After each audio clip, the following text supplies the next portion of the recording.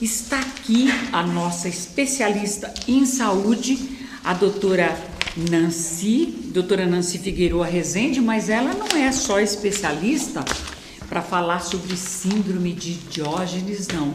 Ela tem várias especialidades, inclusive, eu acho que até geriatria. Doutora, boa tarde. Boa tarde. Olha, é um prazer trazer você aqui. E eu muito mais. Eu gostaria que você falasse um pouquinho da sua especialidade.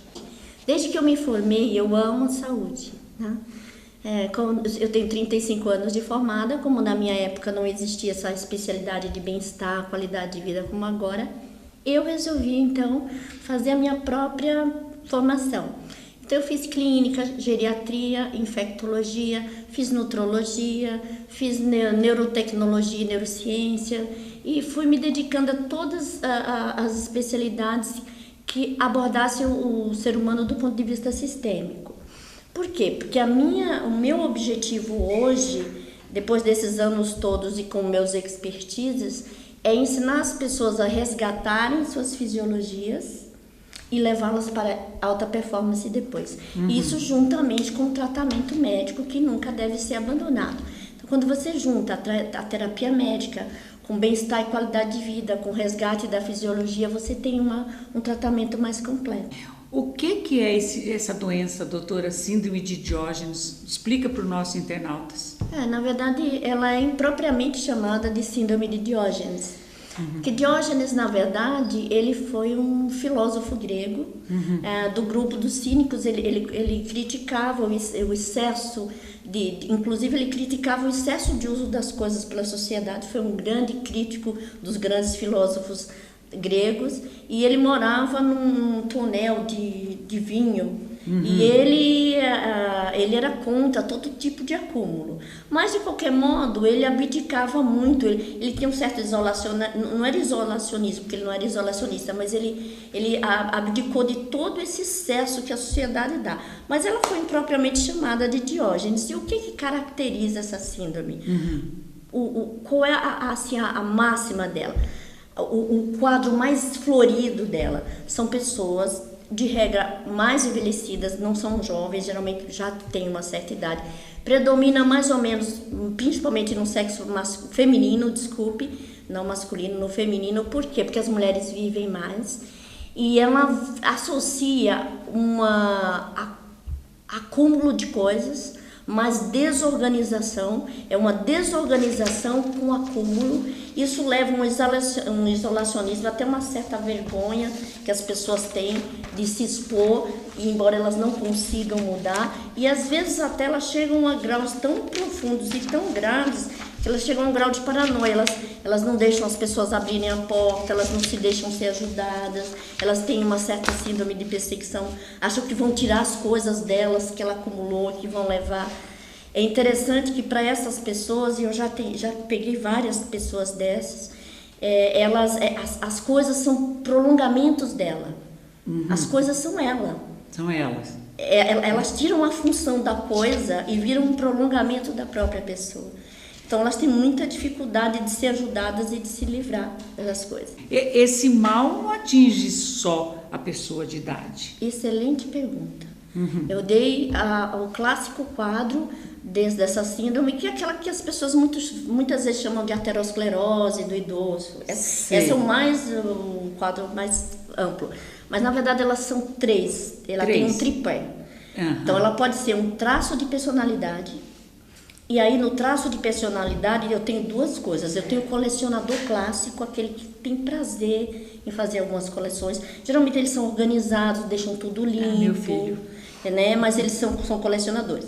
E nós temos os acumuladores, que também é traço de personalidade. Por que a pessoa acumula como traço de personalidade?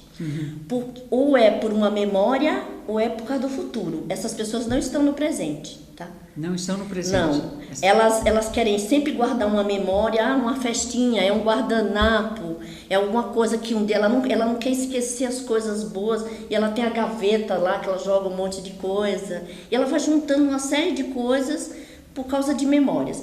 Mas também ela junta também com medo de não ter amanhã. Então ela pode começar a juntar coisas, então as coisas vão ser variadas de acordo com se é uma memória ou é o futuro que está levando aquela coleção. Mas sempre nessa coleção tem um vazio. Se a coleção não é fruto de um colecionismo estruturado, organizado, por amor àquela arte, quando não é isso, e isso, gente, é saudável.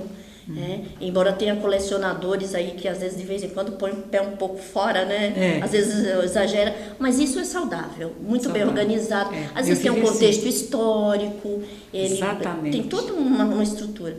Quando não é isso, a personalidade dessa pessoa, ela é porque ela está no passado, porque tem uma memória, ou ela está no futuro que ela está com medo de não ter. Ou ela tem uma perda, ela tem perdas, então ela começa a guardar coisas porque ela tem vazios existenciais de grandes perdas, aí é memória. Então sempre é memória ou futuro, ela não está no presente. Isso daí faz parte do tripé, daquele tripé que você falou. O tripé é a personalidade. Você falou do clássico, né? Agora você está falando da personalidade. Aí tem o segundo, aí tem o terceiro. O terceiro é quando é uma psicose. Eles acham que pode ser uma variante do transtorno obsessivo compulsivo, tá? E acumular pode ser um transtorno obsessivo compulsivo, como seria lavar a mão exageradamente e acumular exageradamente. Então o tripé é personalidade, ou um distúrbio psicológico, ou uma doença física com atrofia do lobo frontal, como é nas mulheres mais envelhecidas. E por que mais em mulheres e não em homens? Simplesmente porque a mulher vive mais. Os homens morrem antes dessa demência acontecer. O homem é muito mais frágil, né? Eles morrem antes. A mulher passa por isso principalmente porque ela morre mais tarde. Doutora, mas sabe que eu sou decoradora, então há anos, né, muitos anos decorando, e eu já encontrei pessoas assim, que não era tão idoso que eu decorei, 50 e poucos anos assim. E quando cheguei para decorar, falou, quero que você monte um escritório aqui para mim. Então um dos espaços era o escritório que eu projetei. Aí eu deixei aquele lindo, maravilhoso, mas só que daí nas outras dependências da casa, ele tinha armário, puxava o armário, então o armário de cima e embaixo, com aquelas gavetinhas, tudo cheio de parafuso, de prego, olha, eu nem sei o que existia ali dentro. Aí ele mostrou tipo de uma garagem, onde tinha até roda, paralama de carro, roda de carro, porque achou interessante trazer e guardar, porque achou que era do amigo dele, o amigo dele tirou, um amigo de que ele gostava. Eu achei aquilo uma coisa absurda. Eu falei, o que a mulher desse cara faz com ele nessa desorganização dentro de casa? Bem que ele tinha uma casa separada onde deixava esses amontoados, né? Você falou do segundo aspecto dessa personalidade. Então, vamos deixar um pouco o extremo e vamos para onde ela começa, que é o mais importante que você está falando. É onde começa tudo isso. Quando começa? Quando e onde começa tudo isso? Ela começa pela dupla, desorganização e acumulação. Elas nunca vêm sozinhas, pode olhar. Desorganização e acumulação. Desorganização e acumulação. Então, por que uma pessoa se desorganiza? Começa na infância, ou porque ela não foi educada, ou porque ela tem um distúrbio de percepção. Eu vou falar do meu caso porque eu fui uma acumuladora de livros, mas eu nunca tive síndrome de Diógenes clássica, mas eu sempre fui acumuladora de livros, de papéis. Por quê? Porque minha paixão é o estudo. E eu tive imensa dificuldade de me livrar dos livros. De me desapegar dos livros. Isso. Só que eu tive, né, depois que eu tratei, agora eu estou bem, déficit de atenção. Então, se eu tenho déficit de atenção, com déficit de percepção, e ainda acho que se eu der qualquer dos livros meus, eu vou perder aquela sabedoria, porque era assim que eu achava. Se eu der esse livro, nunca mais eu vou poder ler ele, eu não tive a ideia, por exemplo, de pegar o livro, ler, fazer um mapa mental, um resumo, captar, ficar com aquela sabedoria e dar o livro. Eu não preciso ficar com o livro para sempre. Você entendeu que é falta de ideias? Sim, falta de Então, ideia. A primeira coisa, a desorganização às vezes é não aprendizado na infância, e um programa estruturado desde a infância para acúmulo e para desorganização vai prevenir essa síndrome quase que 100% no adulto. Seria uma coisa maravilhosa. Nossa. Se isso pudesse acontecer com a educação infantil, né? Com certeza. você não tem ideia da minha casa como era. Minhas irmãs ficavam malucas, que elas não aguentavam de tanto papel, pesquisa científica. Minha mesa era toda... Eu sabia a organização, mas era desorganizada. Você entendia a tua organização. Mas eu vou dizer, enquanto eu não consegui dar 2/3 daquilo, a minha vida era muito... Eu não era feliz. Eu não tinha felicidade com aquela desorganização. Exatamente. Agora, olha que interessante. A organização, ela é do lobo frontal. É uma coisa da cognição. É isso que a gente perde com o envelhecimento, por isso que ele piora no envelhecimento. E ele requer aprendizado e treinamento. Ele pode fazer... A organização já pode ser do temperamento? Pode. Tem pessoas que já nascem organizadas. A criancinha, ela já coloca as coisas bonitinhas, ela já nasce, né? Mas, por quê? Porque ela é mais temperamento do que caráter, que é aprendido. Porque a personalidade é temperamento e caráter. Então, se ela já nasce, melhor. Mas se ela não nasce, você pode ensinar ela. Pode ensinar. E aí, para mim, a minha maior, eu vou dizer, os meus maiores parceiros hoje, para essa síndrome, são as personal organizers. Eu amo de paixão todas elas, que foi quem me ajudou. Foi quem te ajudou. Foi, porque eu disse, por onde é que eu começo essa organização? Eu não sabia. Por exemplo, não começa pelos papéis, pelas suas bolsas. Eu vou lhe dar uma semana para você organizar. Estou dando um exemplo. Ou seja, elas têm uma sequência lógica que pode obedecer o indivíduo, não precisa ser ela. Pode ser com a escolha do indivíduo. Então, veja bem, organização. Tá? Agora, acúmulo é um negócio um pouco mais sério, porque entra traumas vazios e entra um trio que eu vou falar aqui para vocês, que é muito mal entendido, que era o ser, o ter e o fazer. A pessoa quer ter para ser e conseguir fazer.